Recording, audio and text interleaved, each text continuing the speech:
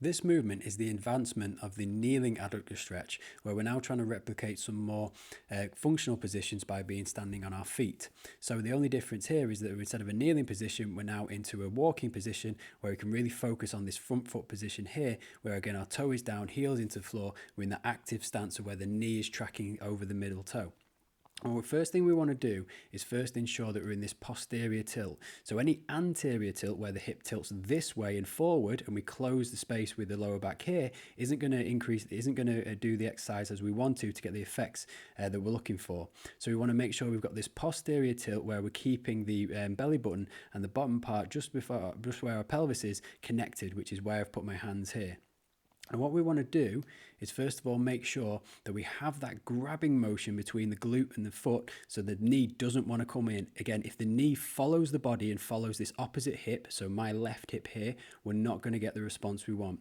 Again, I'm inhaling as I rotate and opening up the hip, swiveling through the motion. And as what I'm doing here is learning how to shorten the adductor. So shorten the glute on the outside there, so my right glute, and it's lengthening the adductor on the inside here. So the inside is getting stretched, the outside is learning how to contract. Again, I'm inhaling into the movement, breathing in through my nose as I rotate.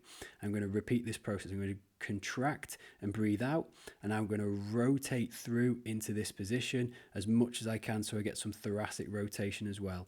And what you want to do is you want to open up your body as much as you can, driving the knee out, inhaling, rotating, and bring yourself back. Again, it's very, very normal to have one side that is more restricted than the other. Again, spend a little bit more time on that side. You can also pause in positions where you feel there's a restriction and pause, breathe out, and then breathe in to challenge it a little bit more. If you feel like you have any pinching in the lower back, you need to scoop your hips underneath you a little bit more and create space in the lower back, which is called a posterior tilt, which is bringing your belly button up closer up towards the bottom of the pelvis here. So these two spaces here need to be closer together, and that'll increase the space at the lower back. So again, we're going to exhale and rotate round, and then we're going to spin round like so, inhaling as we go. Throughout this, we want to roughly keep the feet parallel. So imagine you're walking across train tracks and there's not too much movement in this heel deviating out from side to side.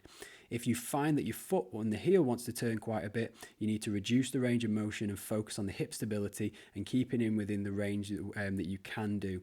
So it will be restricted with the range of motion, but you need to work with what you can do and do the exercise properly, and then keep going until there's an improvement.